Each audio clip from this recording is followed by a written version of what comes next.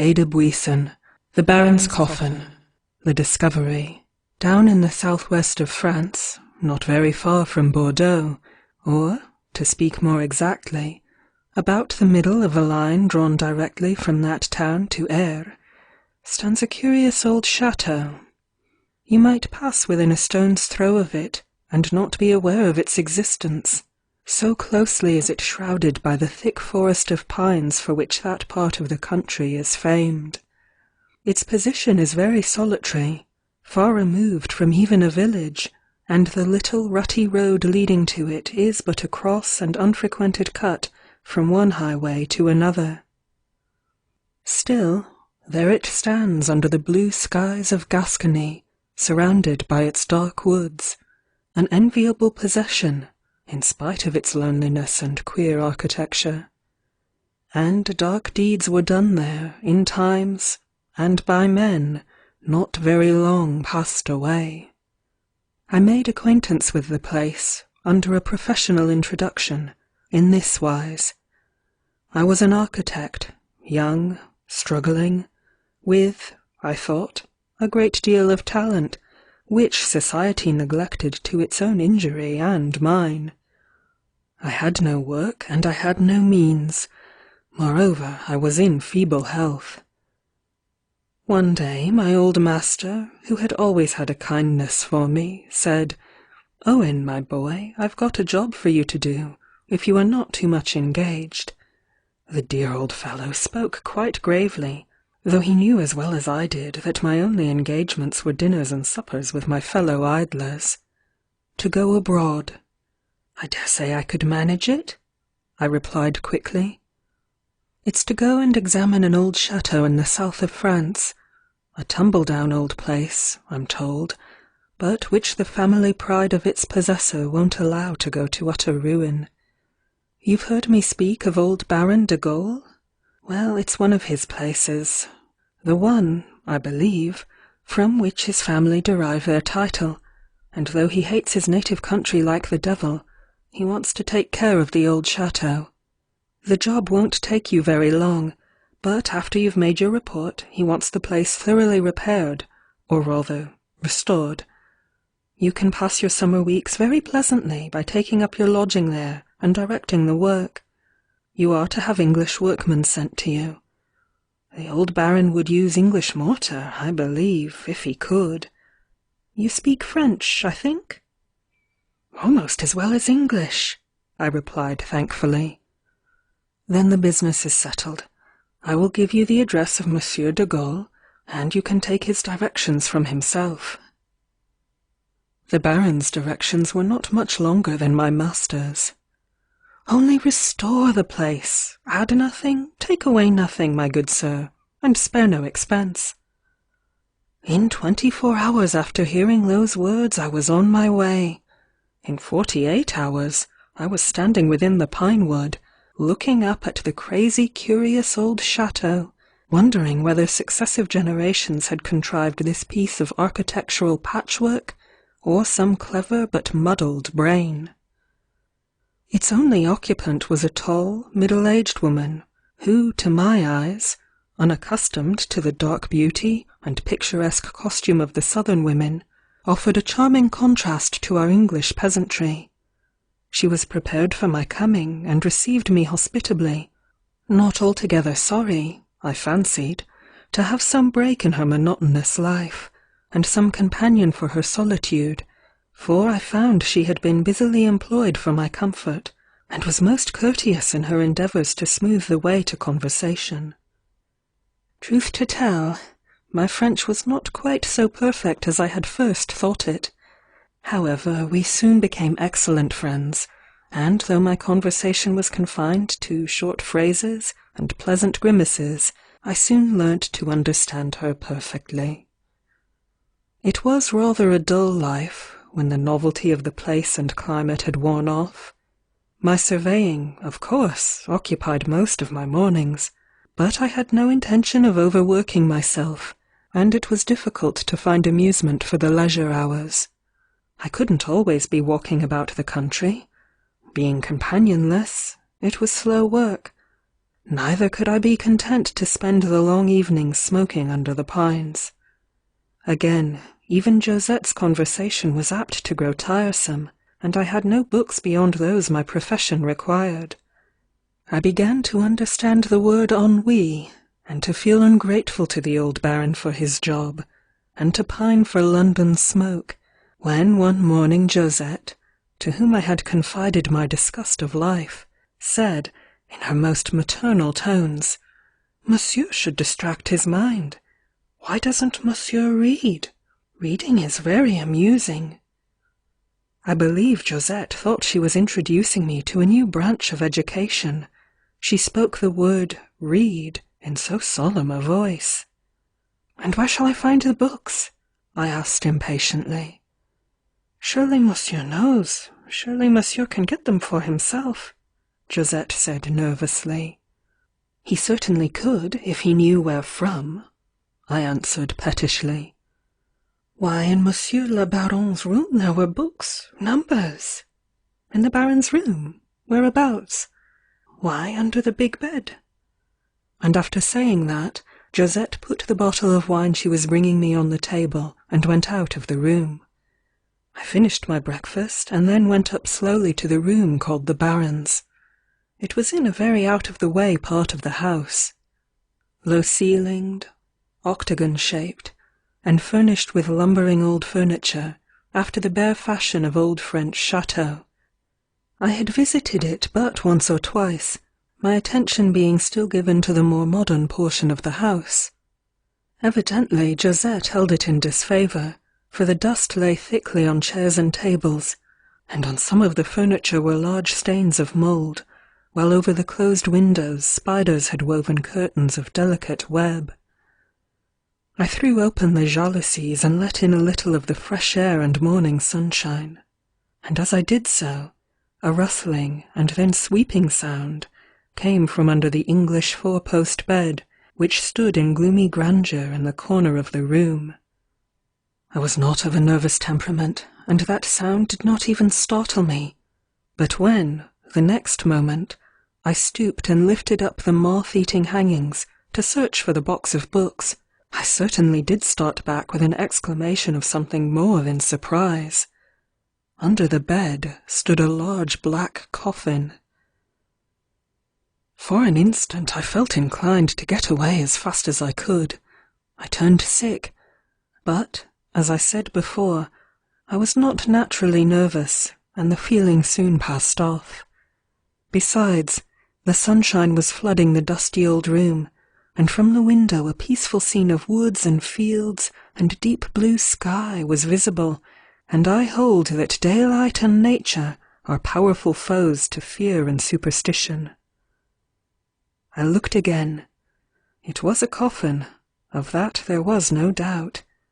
A large coffin, too, covered with black velvet and studded with black nails, and the lid was lying on it, but it bore no plate or cross or ornament of any kind. A sudden idea crossed my mind. It contained the books, perhaps, and so I put forth my hand bravely, and, using all my strength, drew it forward. There was something uncanny in the hollow sound made by the lid as it fell on the ground, but I would not be horrified, and with a brave hand I lifted up a large sheet of fine lawn neatly covering something, and then a yellow piece of linen, and then something that looked like a garment.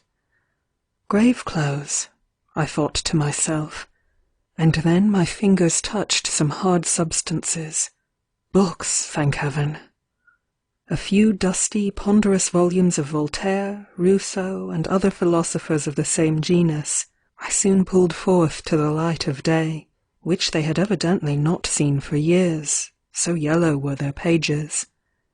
And then I found a cushion lining the bottom, and a little pillow on which was the visible impress of a human head and a stain or two of blood. The sight of the books had reassured me, but that round scoop in the pillow and the stains gave me another uncomfortable thrill. I turned eagerly to the lid and examined it. It had been used. There were the holes of the screws, and one long rusty nail was still sticking firmly in it, whilst on the outside were marks of its having come in close contact with a clayey soil. It had a dreadfully earthy smell, too. I drew back with a faint shudder. After all, it was a gloomy object to find under that gloomy bed, in that ancient gloomy room, and Josette had been so eloquent during our solitary evenings, with horrible stories of the de Gaulles past and present, that I may be pardoned if, as I bent over this strange piece of lumber, and heard shuffling footsteps coming faintly along the passage, I uttered a horrified cry. The footsteps came nearer, and, it seemed to me, more rapidly, as my scream, or rather exclamation, sounded awfully audible through the stillness of the house, and then to my horror the door of the room was opened suddenly, and a face, that even now I can never think of without a shudder, peered through it. It was so old that features bearing the stamp of 70 years would have seemed youthful beside it, drawn and puckered and shrunk till it scarcely looked human, while 2 red seams on either side of the mouth seemed to extend it from ear to ear in a perpetual ghastly grin. On the chin grew a scanty tuft of long white hairs, but the scalp was entirely bald, and to increase the horror of such an object, the left ear was gone, and the right so frightfully mutilated that it was only by the position I recognized what the hideous lump of flesh had been. My first thought was, that before me stood the former occupant of the coffin, and all the stories of ghosts, vampires, dead men wandering about their old haunts, wronged spirits tormenting those who had wronged them, rushed to my mind with the terrible conviction that I was about to be forced to add myself to the number of their believers, when from that hideous mouth came the sound of a human voice. "Que faites-vous là?" said the aged apparition tremulously. I don't know exactly what I said or what I did. I have a faint recollection of pitching a volume of Rousseau at the spectre's head, and then rushing down the old staircase at a rate that was increased by hearing a peal of goblin laughter echo through the house. Josette met me. "Mais qu'est-ce que c'est donc?" she exclaimed in alarm. "Have you seen the ghost of old Monsieur le Baron?" "I have seen an awful object," I answered breathlessly. "I have seen—" "Moi!" exclaimed a voice on the staircase, and looking up, there we saw the hideous face grinning at us over the balustrades. "Ah, mon pauvre grand-père, c'est toi!" said Josette composedly. Then turning to me she laughed till the tears dimmed her black eyes. I went out of the chateau in a huff, for I was young enough to resent being laughed at by a woman, even though that woman were an ignorant peasant, and I remained out until nearly dark. When I returned to the chateau, I found my dinner comfortably prepared for me, and Josette in a repentant frame of mind.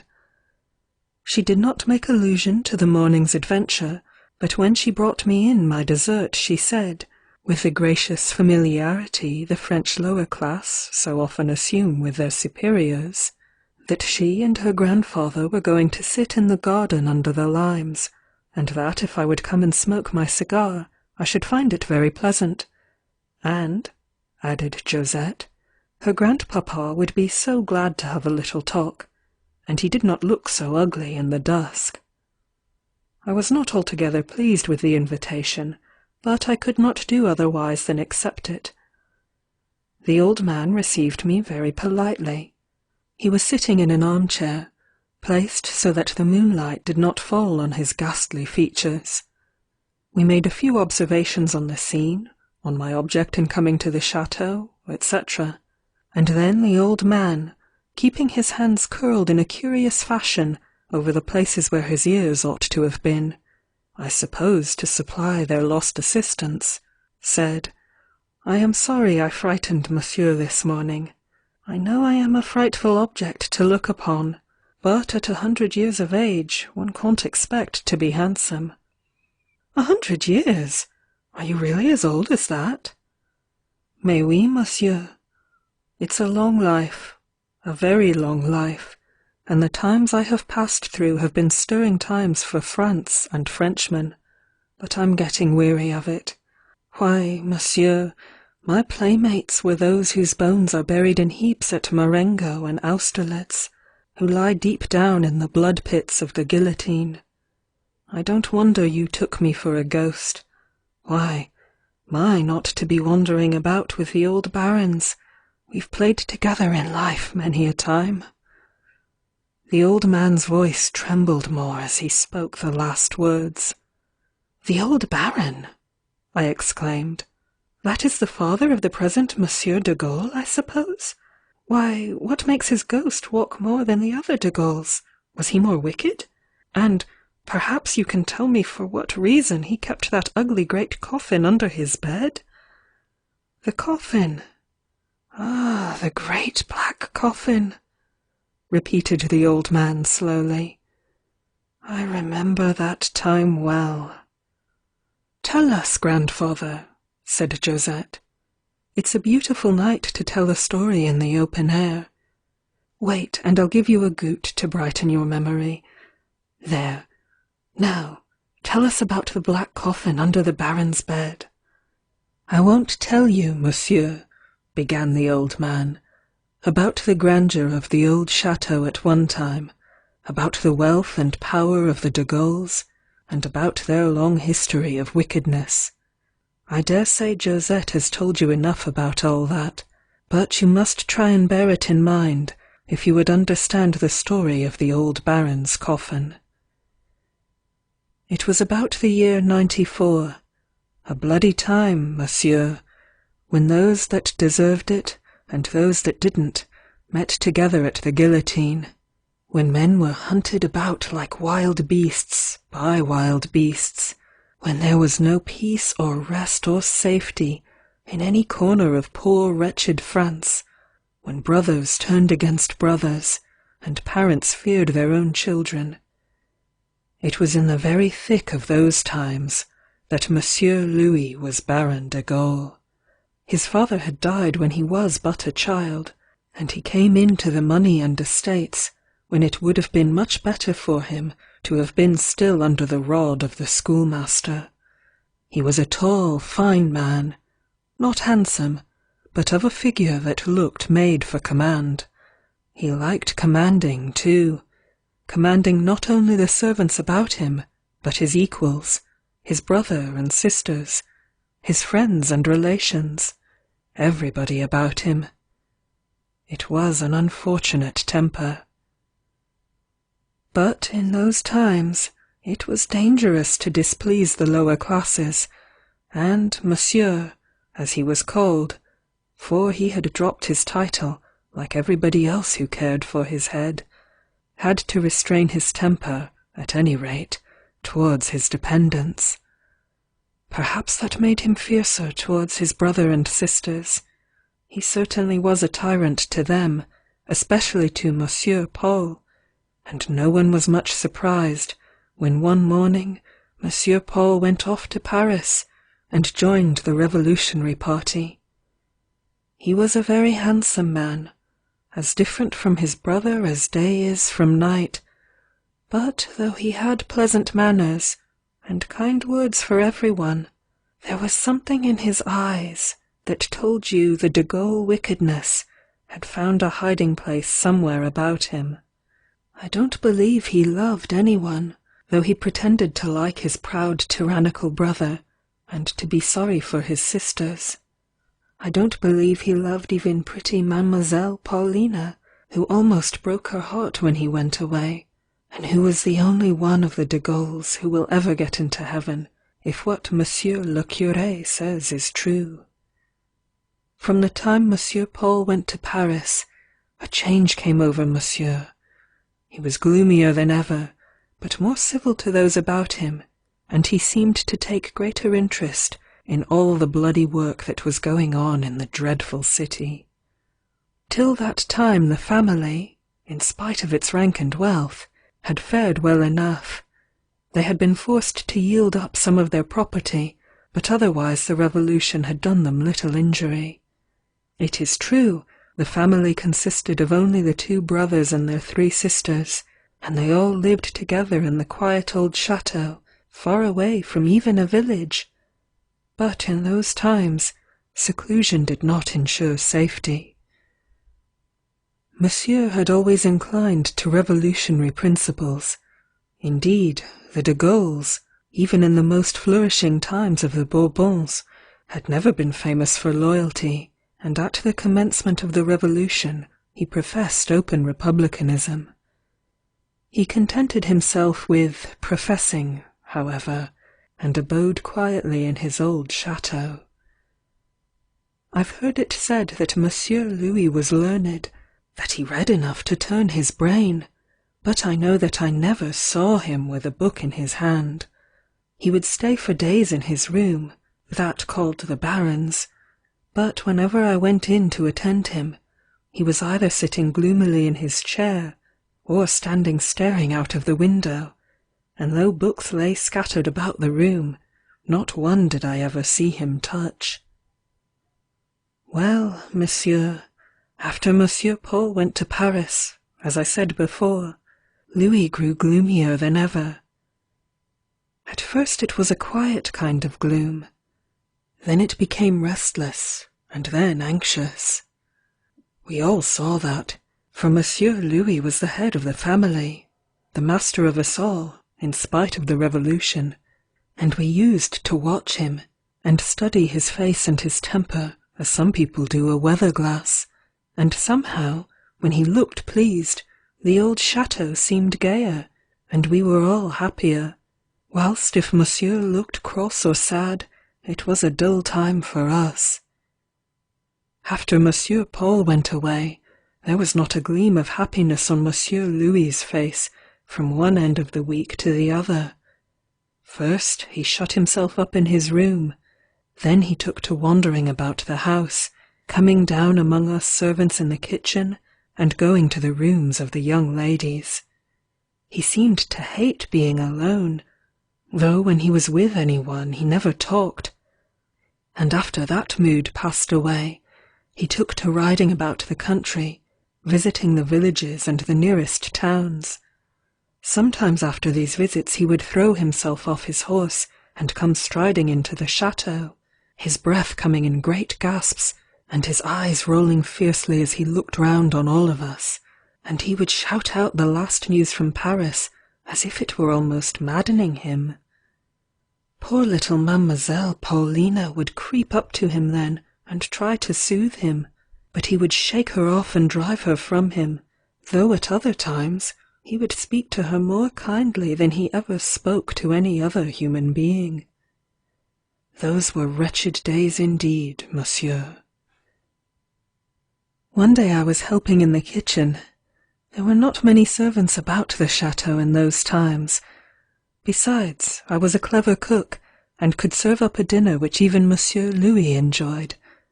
When I heard Monsieur coming along the passage, clanging his spurs on the stones. There's no change for the better in his humour, I thought to myself as I listened.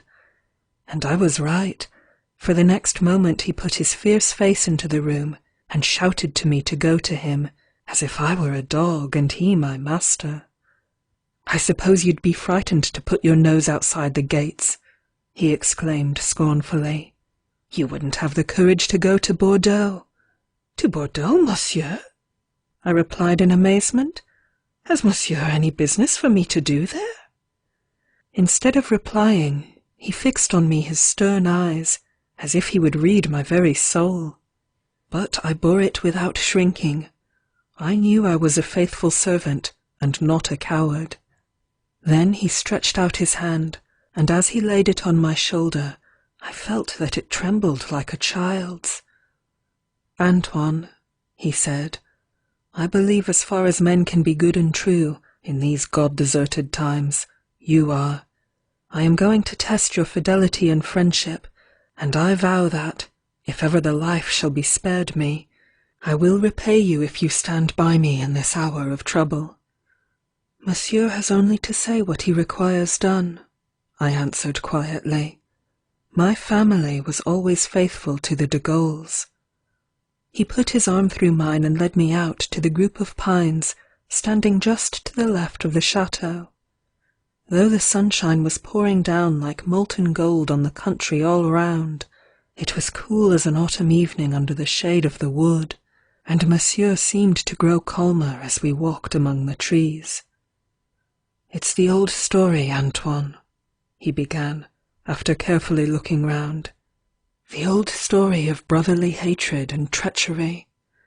I started—" "Not Monsieur Paul!" I exclaimed. For though I had always liked him better than Monsieur Louis, I distrusted him, and always feared that some day the evil shining through his blue eyes would work its way out somehow. "What?" said Monsieur scornfully. "Have you too been taken in by his false smiles?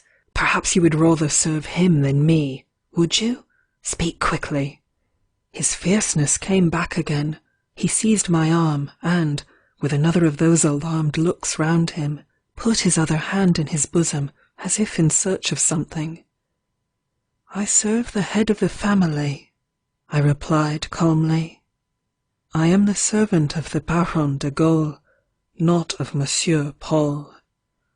He looked at me again, and then dropping my arm, said, "I will trust you. I must trust you. You know I can reward you if you are faithful, and I think you know my temper well enough to know also that I could and would revenge myself if betrayed." I did indeed, and yet I did not shrink from him. "I have heard from Paris," he said in a quieter tone, "that there is every reason to believe my brother is playing treacherously with me. He hates me, and wants the property. You can guess what he means to do." "Denounce Monsieur," I whispered. "I am told that there is someone waiting to see me at Bordeaux, who has a message for me from Paul. Some overtures he wishes to make, I suppose, and I am further told that it will be the worse for me if I do not meet this messenger." Monsieur paused a moment, then he added, "Now, Antoine, if I go—" "Monsieur must not go," I interrupted. "He must send me." "You would not be afraid? Cities are not like the quiet country." "Monsieur, Antoine Bouteilly never knew fear," I replied. "I believe you," he exclaimed, "and that is more than I can say to any other man in the world. Antoine, I accept your service. Give me your hand, and swear that, come what will, you will keep faith fast to me, and not be won over by the false smiles and promises of my brother Paul." So, putting my hand in my master's, I swore as he desired.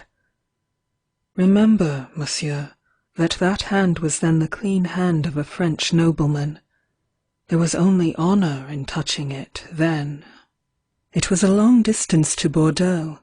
The old sundial standing in the courtyard of the chateau marked scarcely noon, as, mounted on Monsieur Louis's own horse, I began my journey, and it was not very far off midnight when I reached the city. It was but feebly lighted by lamps in some of the principal streets, and had it not been for the bright moonlight pouring down on it, and on the broad Garonne, I should have had some difficulty in finding the particular spot where I was to meet Monsieur Paul's messenger. I knew it was to be on the quay, but I could not help being a little startled when a tall man wrapped in a cloak came and laid his hand on my horse's bridle. "Vous voilà," said a voice that, in spite of the folds of the cloak being drawn over his mouth, I recognized as Monsieur Paul's. I saluted him immediately, and then for the first time he seemed to be aware that I was not his brother. He drew back, muttering something between his teeth. "Monsieur Louis couldn't come," I said. "He was not well enough to bear the fatigue of such a ride, But he has sent me to hear the news of Monsieur Paul." "Ill," exclaimed Monsieur Paul, with a low, cruel laugh. "Ill to death, I suppose. Perhaps it would be better for him that it was so." "I hope not, monsieur," I replied, as if I knew nothing about his hatred for his brother, and trying to talk in the same respectful but familiar way I was accustomed to do with Monsieur Paul. "I hope there's no bad news for him, no bad news for the family." Monsieur Paul walked on beside my horse for a few minutes without speaking. At length he turned to me and said in his own quiet voice, but anxiously, "It's not likely, Antoine, that I should be away from my post in Paris at this time, unless fears for my family induced me. I have some power with the party now paramount, but not sufficient to ensure protection to a declared enemy of the Republic." "Monsieur Louis an enemy of the Republic!" I exclaimed. "Why, there couldn't be a stauncher supporter of it. He's as red a Republican as yourself, Monsieur Paul." "Bah, my good friend, it's easy enough to lie in this world, but not so easy to make yourself believed," Monsieur Paul replied, taking out a small pocket-book and beginning to scribble something in it as he walked.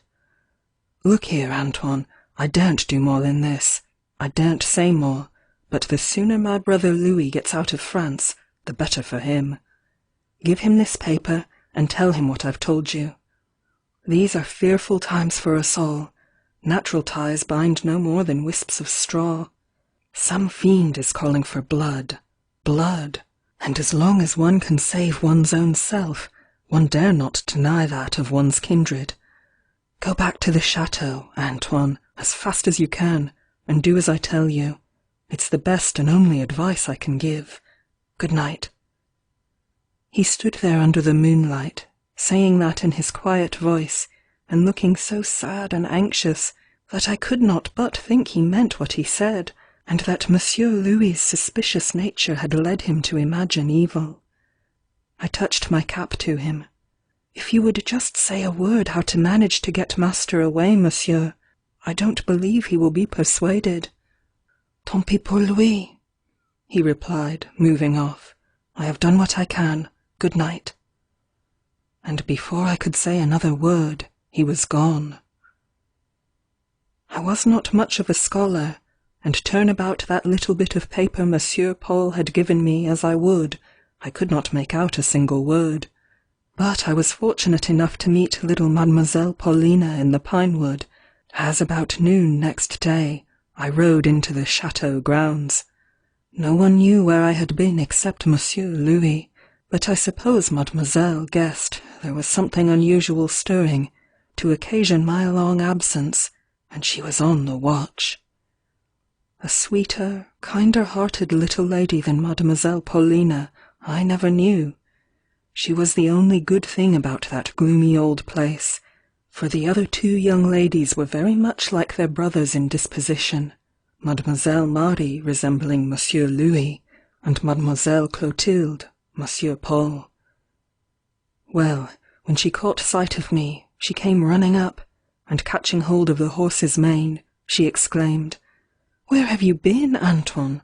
Tell me at once. I know there is something wrong going on by Louis's face. Tell me out truly and boldly, Antoine." And she tried to look commanding and stern like her brother, but couldn't, because she was terribly frightened. "Mademoiselle," I said sorrowfully, "if you want to know your brother's secrets, you had better ask him. Will you be kind enough to read this paper to me? It's a note I have just found on the road." She took it and glanced at it, and then looking up at me she cried, "Antoine, do not lie! This is my brother Paul's writing. Where did you get it?"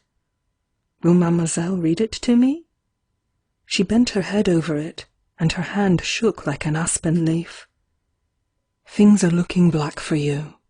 The only plan I can think of is flight, or the one suggested.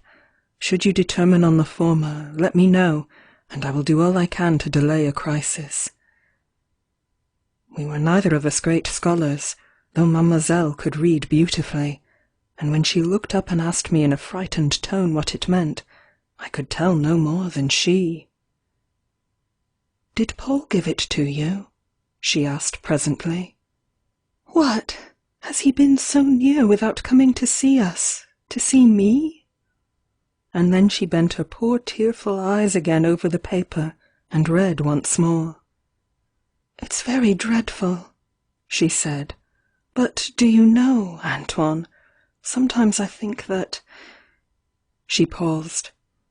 "It's awful not to be able to trust one's own brother," she added. "Let us go to Louis." Monsieur was in his room, standing staring out of the window, as was his habit. He let me come in, but Mademoiselle remained at the door. Then I told him about my meeting with Monsieur Paul, and he gave a horrible smile as I told him how disappointed he seemed at finding it was not his brother, and he muttered, "I thought so, I thought as much." And then, catching hold of my arm, he cried loud enough for Mademoiselle to hear, "Why didn't you shoot him dead where he stood? Traitor! You are all traitors together, to hold his life in your hand, when you knew it was a question between mine and his, and not take his. My God!" And then he tore the paper from my hand, and almost hurled me out of the room. And there, as his sister and I stood in the passage, we could hear him raging within like a furious beast. Mademoiselle Paulina put her hand on the balustrades, and crept downstairs, and then, as I followed her, she drew me into her own little room. "Good, kind Antoine," she said, with her cheeks looking hot and red, and her eyes wild. "What shall we do? I believe he spoke truly. It must and will be his life or Paul's. They hate each other like wicked fiends instead of loving each other as brothers. What shall we do?" "If Monsieur Louis would leave France—" I began. "He will never do that. He will stay and fight it out," she answered. "Why, Antoine, you have known Louis all his life, and can you remember a single instance of his giving way?" I shook my head. "Or of Paul being true?" she went on. "No, no, Antoine. The de Gaulles have been a sinful race from the beginning, and in the end it will be the same. What shall we do, Antoine?" Meanwhile, overhead we could hear the furious tread of Monsieur Louis. It startled the poor young lady several times, and each time she exclaimed, "What shall we do?" And then Mademoiselle Clotilde called her, and she was obliged to go away. There were so few servants in the chateau, the young ladies were obliged to do a great deal, and somehow it always seemed that Mademoiselle Paulina had the heaviest share of household work. As she went away, she whispered, "Don't tell anyone, Antoine, and after dinner come into the great salon. I want to speak to you." I never shall forget that dinner. I waited behind Mademoiselle Marie's chair, for Monsieur Louis still remained in his room, and it was dreadful to watch the face of little Mademoiselle Paulina opposite. But she bore up bravely, ate and drank, and talked to her sisters as if her heart was the happiest in the world. Only once or twice, as she caught my eye, she gave a little start when Monsieur Louis's footsteps overhead frightened her. Then I went to her in the great salon, but Mademoiselle Clotilde came too, and so I could get no more talk with her that night. As for Monsieur Louis, he went out as soon as the dusk had fallen, and did not return till dawn, and then, to judge by the sweat his horse was in, he must have ridden far and hard. He looked frightfully haggard, and his eyes were fierce and bloodshot, but as I opened the great door to him, he said to me so gently, "Get to bed, Antoine," that I took courage to reply, "I was in hopes, monsieur, that you'd gone for good." "No, Antoine, I'll fight it out with him," he answered, but in a less ferocious tone than I had heard him use for a long time when speaking of his brother. How we watched the next day! Monsieur Louis from his window, I from mine, and little Mademoiselle Paulina from the flat roof of a part of the chateau, to which she had ascended through a small window in the roof. How we watched! How we listened to the slightest sound on the road! But the time rolled on. Noon, afternoon, evening came, and there was no sign of soldiers near. The old chateau still stood peacefully among the unbroken stillness of the pine woods. Monsieur Louis had been gloomier than ever all day, but to me and to Mademoiselle Paulina he spoke once or twice in an almost kind manner. He took nothing from dawn to dusk except a crust of bread and a large glass of brandy, and I observed that he scarcely ever moved from his standing position at the window. I had often seen him stern and unsociable, but never in such a mood before. When it was quite dusk he roused himself a little, and then, precisely at 9 o'clock, he put on a large cloak, and, calling me to follow him, set off at a rapid pace through the wildest and most secluded part of the grounds. We walked very fast, but it was dark when we reached the confines, and there, under a tree, I could dimly see the figures of 2 men, with some dark object lying at their feet. My master walked on, and spoke for some minutes to these men, and then they went away, leaving the dark object on the ground. Monsieur waited till they were out of sight, and then he called to me, and, pointing to the thing, said, "Antoine, I want you to help me carry this." It was a large black coffin. "Is it heavy?" I asked, rather horrified, and raising up one end. "Not so heavy as it will soon be," my master replied in his fierce voice. "Now then, move on." While he spoke he had lifted up the other end, and there we both stood in the dark night, with that hideous thing on our shoulders. As we walked home, more slowly than we had come on account of our burden, fearful thoughts filled my mind. What could Monsieur want a coffin for? Was there an occupant ready for it, or did he mean to commit suicide? The last surmise seemed scarcely probable. Suicides seldom trouble themselves with funeral arrangements. When we reached the chateau, who should meet us, creeping out of the great salon, but Mademoiselle Paulina? She carried a candle in her hand, and I shall never forget her white scared face as she held it up and let its light fall on the great black coffin. "What is it for?" she muttered between her clenched teeth. "Oh, Louis, it is not Paul. Say it is not Paul." But Monsieur Louis only lowered the coffin from his shoulder, and, telling me to carry it up to his room, himself led the way. Mademoiselle Paulina followed, and then, as we set our load down in the centre of the polished floor, she dropped into her brother's large chair, and exclaimed again, "Oh, Louis, say it isn't Paul." He took no notice of her, but, taking the candle, knelt down by the coffin and began examining it carefully, and I did the same. There were small holes in the lid, and it was deeper than coffins usually are, whilst at the back there was a large air-hole, carefully concealed by the fringe of the lid. I began to understand its use, and so did Mademoiselle Paulina. "Now then, Antoine, listen to me," Monsieur said, as he looked up, with horrible satisfaction, from his examination. I was not to be deceived by that kind advice to fly from France. I knew well enough what would happen, and I would rather face them all here with my sword in my hand, than be fired at in flight. If I should be arrested by order of the Convention, I also know my fate. This is what I propose doing. If strangers come to the chateau, you must give out that I am dead, and immediately close the coffin lid on me, and bury me in the vault in the chapel.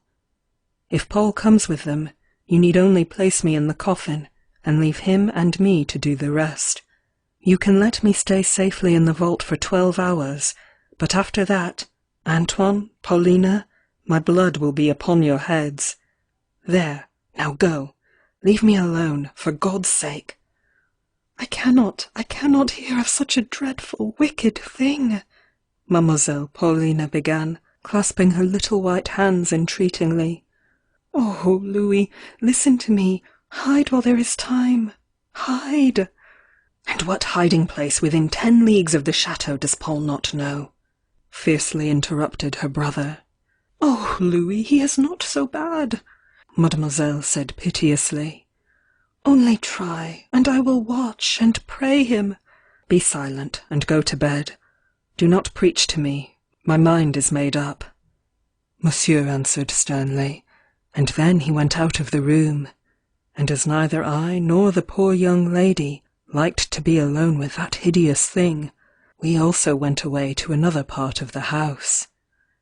Oh, that these awful days were over, Mademoiselle murmured as she went into her own room. But they were not over yet. They were only beginning. The sun rose the next morning, as bright and glowing as if it rose upon paradise, rather than great bloody France reeking like a slaughter-house. I could scarcely bear to look out on the brightness. Still, it was some comfort to see that in the sunshine the country looked peaceful and quiet as usual, that between the trees there was no sign of glittering arms or terrible uniform. I took a cup of coffee to Monsieur's room as early as possible, but found him occupied in writing, and could not induce him to take it. "Keep it for 24 hours hence, Antoine," he said. "I would dare wager I shall want it then. Remember, Antoine," he added, 12 hours at farthest. For your life, remember that. Monsieur looked at the black coffin lying at his feet as he spoke, and I shuddered. Just then Mademoiselle Paulina called me softly, and when I went to her, she beckoned me to the window where she was standing. "Look out to the west, Antoine. Do you see anything?" she said, in a quiet, frightened tone. I did look, and I saw a faint glittering far away along the Bordeaux road. "Mademoiselle, they are coming," I said, feeling a great throb at my heart. She grasped my hand, and away we both flew to Monsieur Louis's room.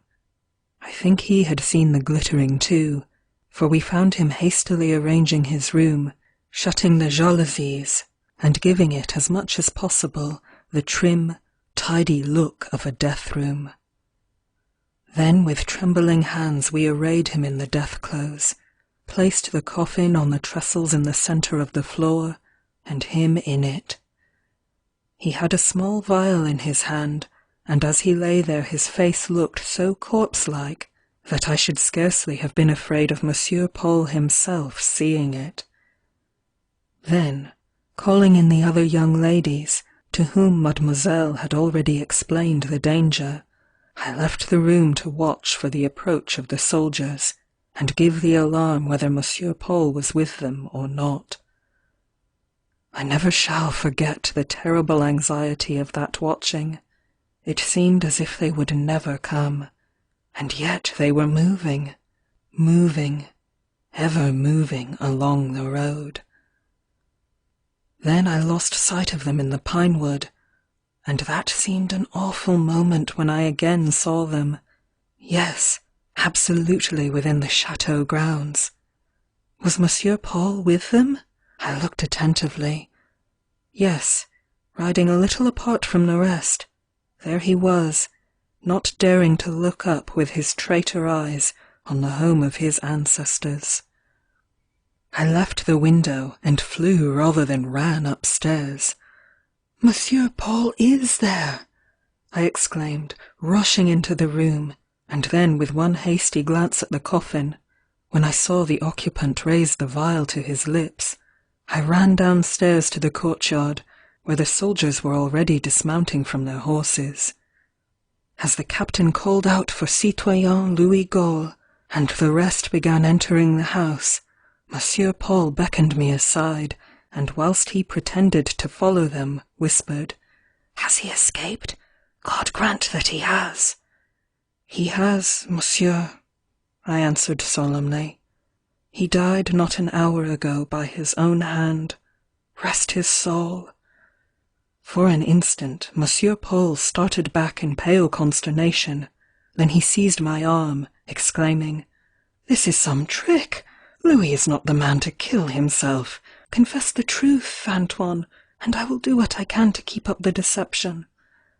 I was taken aback by his soft, sad tone, but I happened to look up into his evil eyes at the moment. That was sufficient. "Go and look at him, monsieur," I replied sadly. "You will not doubt then. But what could he do? It was only a choice of deaths. Poison is not worse than steel. But go and look at him." "I will," answered Monsieur Paul in a hard tone. The old man's voice quivered as he came to this, and Josette was obliged to give him another rather large gout. "I shall never forget the sickening terror," he went on presently, "with which I followed the soldiers and that cruel man up the old staircase into the Baron's room. I have gone through many dangers to myself since then, but I never remember feeling such an agony of fear as I did on entering that room, where Mademoiselle Paulina was sitting like a pale ghost on the floor, and that group of wild beasts were crowding round the coffin in the centre. I went to the opposite side to where Monsieur Paul was standing, and then I peeped over the shoulders of one of those wretches into the coffin. I started. There was Monsieur Louis, lying not in that forced stillness which he had first assumed, but dead. He could not but be dead, so white, so utterly still were his features, so motionless his body, so breathless, pulseless. And then I looked up into Monsieur Paul's face. He was regarding the corpse with a gaze that was almost fiendish. For a whole minute his eye watched the pale face with an intensity of attention that, had the life-blood been flowing in its uncovered temples, he must have discovered it. Then he stretched forth his hand and took up the dead man's arm, and for an instant it lay placidly in his fingers, and then dropped with a dull, lifeless thud on the breast.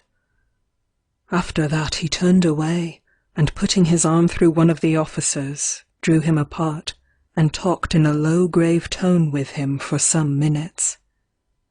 Would they be satisfied? Would they go now, and leave us in peace? I caught little Mademoiselle's eyes for a moment, and they seemed asking me that. Then Monsieur Paul and the officer came back to the rest, and the captain told them that apparently their work was done for them, that they might go down and rest themselves, and after a few savage words they went, with their swords clanging down the great staircase, a horrid sound, and Monsieur Paul, the captain, Mademoiselle, and myself were left alone with the corpse. Monsieur Paul went and again bent over the coffin, and he heaved a great sigh and murmured, "Poor Louis, if he had only been persuaded! Poor Louis!" And then the traitor stretched out his hand towards his little sister, but she shrank away and hid her face with her cold fingers. The captain meanwhile had been standing at the window, but he came back as he heard Monsieur Paul's voice, and taking up the coffin lid, said gruffly, "Come, come, if you want us to help you with this, we must go to work at once." And then Monsieur Paul sighed again, and with a hand that trembled, but not from grief, took the lid and laid it on the coffin, and then 2 of the soldiers were called, and I was sent for tools, and in a terrible quarter of an hour, monsieur, we had screwed up a living man in that hideous coffin. As we finished, the captain said quickly, "Now to the vault, and then to breakfast. You're master here now, Paul Gaulle, and we shall expect good wine." And then he laughed, and Monsieur Paul smiled with his lips, but his evil blue eyes remained anxiously fixed on the coffin. "Let them dig a grave under the lime trees," he said calmly. "Monsieur!" I exclaimed in terror. "There's the vault in the chapel. The de Gaulles were always buried there." "Paul!" murmured the poor young lady. But he answered, "What, a suicide in the old vault? Let them dig a grave under the lime trees." "Dig the hard earth under this broiling sun?" laughed the captain. "Why, the men would throw him to the dogs first." Monsieur Paul turned pale. "Well, then, to the vault," he exclaimed. And then the 3 soldiers helped me to lift up the coffin, and we bore Monsieur Louis down out of the house, across the sunny courtyard, to the little chapel, which had not been opened for many a day, and Monsieur Paul, with his own hands, helped to lift up the flagstone before the altar, and then, by the light of a single candle snatched from one of the candelabra, we lowered Baron Louis de Gaulle among the remains of his ancestors, a living man among the dead. And there we left him, and as Monsieur Paul put the key of the chapel into his pocket and came out into the sunshine, he looked round at everything with a smile. Oh, monsieur, there were fiends in those days. All that day, till set of sun, the old chateau rang with obscene merriment. The soldiers forced their way into the cellars and larder, and those who were not lying under the pines dead drunk ransacked the old chateau from roof to basement. Then they lounged about the great salon, smoking and swearing and drinking, and singing ribald songs, or hunted the young ladies from room to room, or insulted us servants, whilst Monsieur Paul sat at a little table, in the shade there of those limes, with 2 or 3 of them, and sang republican songs, and kept shouting to me to bring wine, to supply his friends with wine, the best wine. It seemed to me as if that great blazing sun would never go down, and yet the hours were rolling on, and if more than 12 passed, whilst the Baron was in his living tomb, there would be blood on our heads, on poor little Mademoiselle's, who sat there still on the floor in the Baron's room, and on mine. I cannot tell you the joy of my heart at, an hour before dark, seeing signs that those drunken wretches were about to depart. It wanted but half an hour of the 12 that Monsieur Louis might safely remain in the vault, and Mademoiselle Paulina, having come down from the room, stood in the dark shadow cast by the little chapel, waiting for me. I counted each minute as it passed, and there they rolled on, and those wretches still lingered by their horses and wouldn't mount. My God, that was the most terrible half-hour I have ever passed.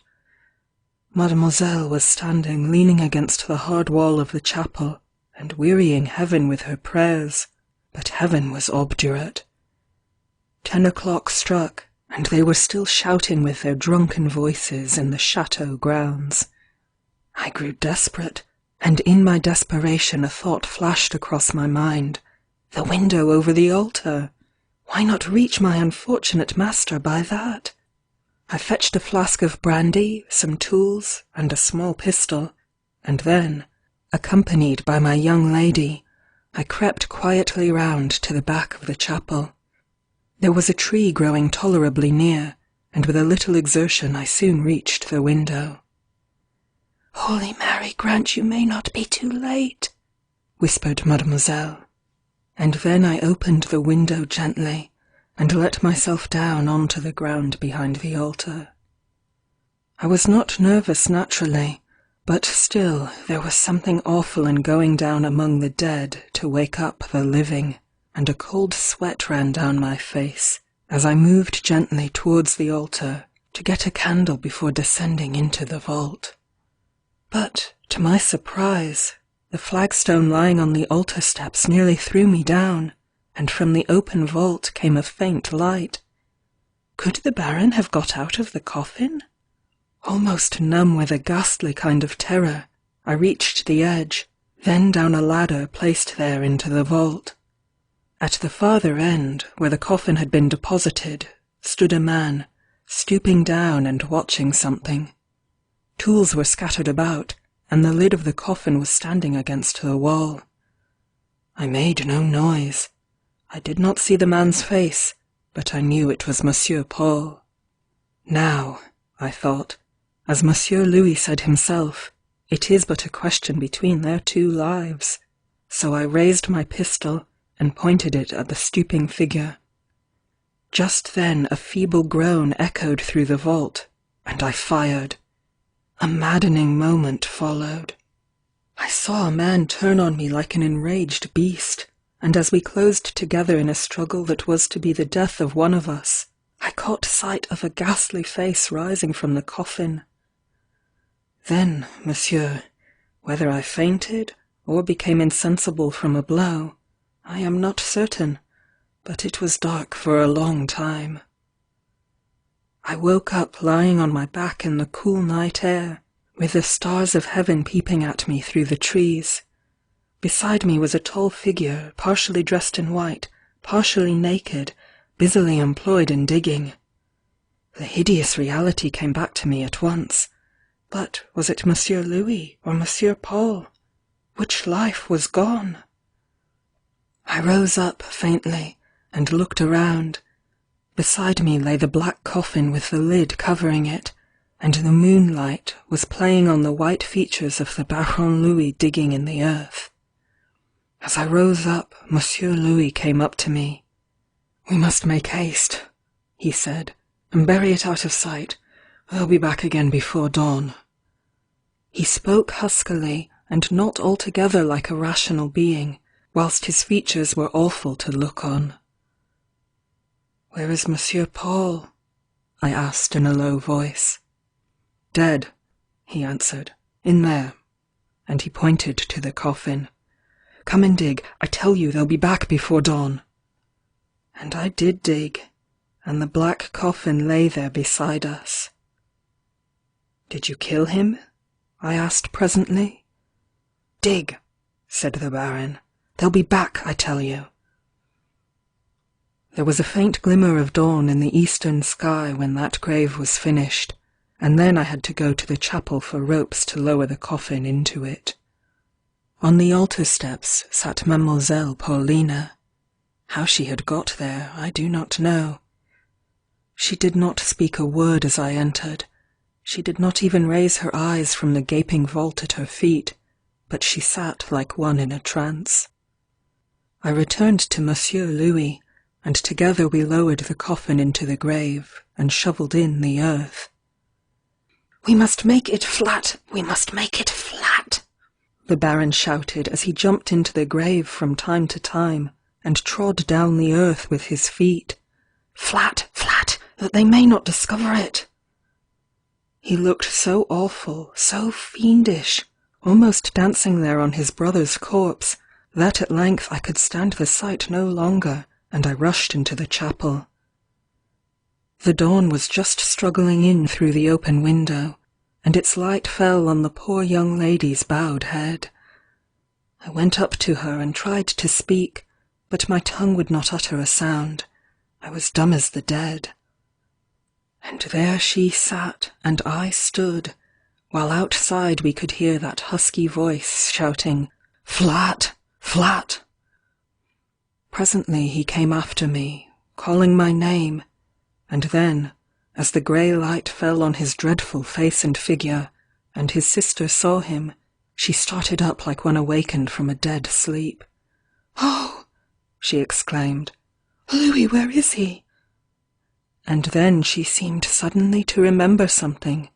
She shrieked out, Buried alive! Buried alive! And she fell down like a stone at her brother's feet. And those words of hers, monsieur, brought a terrible fear on me, one that, as I hope for pardon, never had crossed my mind before. I staggered like a drunken man, and was about to rush back to the grave, when the maniac caught hold of me and flung me down into the vault, and there, as I struggled in the darkness, I heard the flagstone thrown over it. The centenarian paused as he came to this, and stretched out his trembling hand towards the brandy bottle. The horrors of that night, monsieur, you must think will never end, and I thought the same. It was terrible to lie there among the dead, and fancy you could hear the muffled cries of a man reaching you through a wall of earth. If ever I got out of that place, I knew it would be too late to save him. The deed was done. It had been a struggle between their two lives, and Louis had won. I lay there for hours. It seemed to me ages. And then, to my intense joy, I heard footsteps overhead, and a gleam of light came struggling down, and a flood of light, for so it seemed to my eyes wearied from the darkness, and women's voices called my name. I contrived to crawl out somehow, and then I found Mademoiselle, Marie, and Clotilde, one holding brandy, and the other bread, and both pale as death. It was evening, they told me. Their brother Louis had ordered them to wait until sunset before they released me. He had set off to Orléans, they believed. At any rate, he was gone, and Paulina was lying upstairs in a terrible fever, shouting out, "Buried alive! Buried alive!" They supposed in fear for me. I let them think so. I knew it was too late to do any good. I went upstairs, dressed myself, and ate, and put things straight a little after the drunken revels of the soldiers, and when it was dark, I took my spade and crept out to that dreadful place under the lime trees. It was sickening work, and when I came to the black coffin, I dropped my spade and felt I could do no more. No sound came from it. I took out my chisel and set to work to take the lid off, but it was firmly screwed on, and I had to work hard for many minutes. At length it was off, and then, holding my breath with fear, I looked in. It was a ghastly sight, monsieur. A face agonized and black, with staring blue eyes, the forehead bruised and battered, and the teeth clenched, absolutely closing in the nether lip, hands grasping each other with such force that one or two fingers were quite crushed. There was no doubt of what death he had died. Years and years passed away after that. The old chateau was closed, for Monsieur Louis went to Paris and showed that he was as staunch a Republican as Monsieur Paul had been. I followed him, and more than once, as I have heard of his ferocity and seen his white, savage face, I have felt certain that it was some fiend who took possession of the body of the Baron when he rose from the dead that night, and that it was not my old master, bad as he had been, who did that awful deed. As for the young ladies, Marie and Clotilde went to Italy, and took up their abode in some convent. Poor little Mademoiselle died of the fever, and well it was so, for she would have had a cruel life, haunted by the remembrance of that night. When times grew more settled, Monsieur Louis, or Baron de Gaulle, as he then dared to call himself, went to England, and married an English lady, the mother of the present Baron, and there he lived till, I suppose inspired by a love of country, he returned to the chateau for a few months' visit, and died suddenly. He never forgot his promise to me, and not only gave me money whilst living, but provided for me in his will. But we rarely met. I think even his heartlessness could not bear the sight of me. He saw no priest, and I believe the story of that awful night, of how he got his brother into the coffin, of how he overpowered him, or even of how he himself contrived to revive from that death-like trance, never passed his lips. He died as he had lived, gloomy and unrepentant. The only allusion he ever made to the past was on the evening of his death. "Antoine," he said, "under my bed you will find the black coffin. Don't bury me in that. Remember, I won't be buried in that. I could not rest." And after his death, to my surprise, I found that coffin, empty too, under the bed in his room. It looked strangely new, considering it had been buried in the earth for, I thought, years and years. How it was, how it got there, what became of the remains of Monsieur Paul, I cannot tell you. There lies the ugly thing as you saw it, after having been buried twice, and having twice mysteriously got rid of its occupant, ready for a third. And a third, monsieur, will soon be ready for it, or rather, for one of its relations, for, like the old Baron, I don't believe I could rest in it. Shall we go into the chateau, monsieur? The air blows somewhat keenly. I rose up, rather reluctant to enter the gloomy old place, but old Antoine put his arm through mine and led me in. "Those times are past and gone," he said, "and thank the good God they are.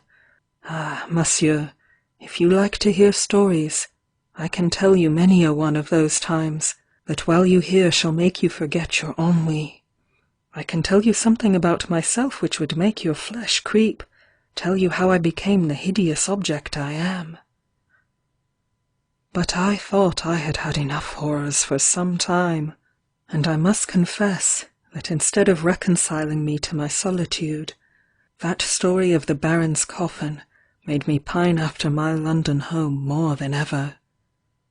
It was with the greatest satisfaction that I received a letter from my employer, saying that he had changed his mind concerning the restoration of the old chateau, and he intended to employ the money in building a Gothic villa on the banks of the Thames instead, of which he hoped I would immediately set about drawing the plans. And so, in spite of the shady, delicious old pine woods and the sunny blue skies of Gascony, I was very glad to turn my back on the old chateau. Thank you for listening.